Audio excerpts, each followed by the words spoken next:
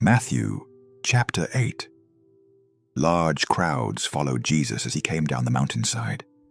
Suddenly, a man with leprosy approached him and knelt before him. "Lord," the man said, "if you are willing, you can heal me and make me clean." Jesus reached out and touched him. "I am willing," he said. "Be healed." And instantly the leprosy disappeared. Then Jesus said to him, "Don't tell anyone about this. Instead, go to the priest and let him examine you. Take along the offering required in the law of Moses for those who have been healed of leprosy. This will be a public testimony that you have been cleansed." When Jesus returned to Capernaum, a Roman officer came and pleaded with him, "Lord, my young servant lies in bed, paralyzed and in terrible pain." Jesus said, "I will come and heal him." But the officer said, "Lord, I am not worthy to have you come into my home. Just say the word from where you are, and my servant will be healed. I know this because I am under the authority of my superior officers, and I have authority over my soldiers. I only need to say, 'Go,' and they go, or 'Come,' and they come.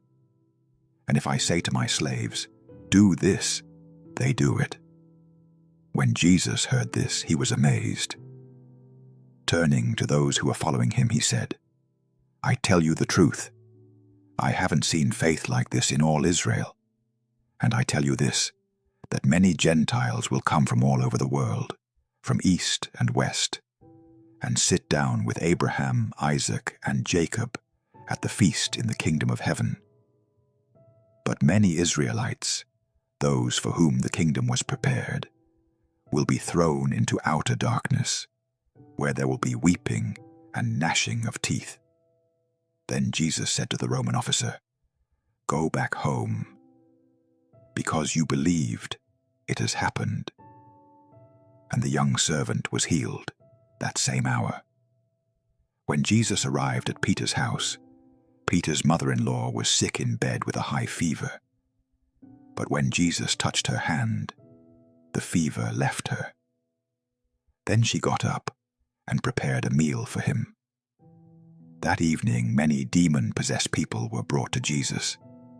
He cast out the evil spirits with a simple command, and he healed all the sick. This fulfilled the word of the Lord through the prophet Isaiah, who said, "He took our sicknesses and removed our diseases." When Jesus saw the crowd around him, he instructed his disciples to cross to the other side of the lake. Then one of the teachers of religious law said to him, "Teacher, I will follow you wherever you go."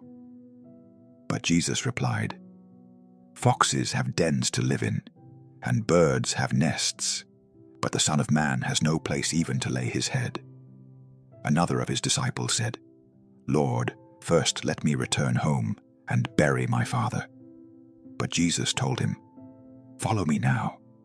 Let the spiritually dead bury their own dead." Then Jesus got into the boat and started across the lake with his disciples. Suddenly, a fierce storm struck the lake, with waves breaking into the boat. But Jesus was sleeping. The disciples went and woke him up, shouting, "Lord, save us, we're going to drown." Jesus responded, "Why are you afraid? You have so little faith." Then he got up and rebuked the wind and waves, and suddenly there was a great calm. The disciples were amazed. "Who is this man?" they asked. "Even the winds and waves obey him." When Jesus arrived on the other side of the lake, in the region of the Gadarenes, 2 men who were possessed by demons met him. They came out of the tombs and were so violent that no one could go through that area. They began screaming at him, "Why are you interfering with us, Son of God? Have you come here to torture us before God's appointed time?" There happened to be a large herd of pigs feeding in the distance. So the demons begged, "If you cast us out, send us into that herd of pigs." "All right, go," Jesus commanded them. So the demons came out of the men and entered the pigs, and the whole herd plunged down the steep hillside into the lake and drowned in the water. The herdsmen fled to the nearby town, telling everyone what happened to the demon-possessed men. Then the entire town came out to meet Jesus, but they begged him to go away and leave them alone.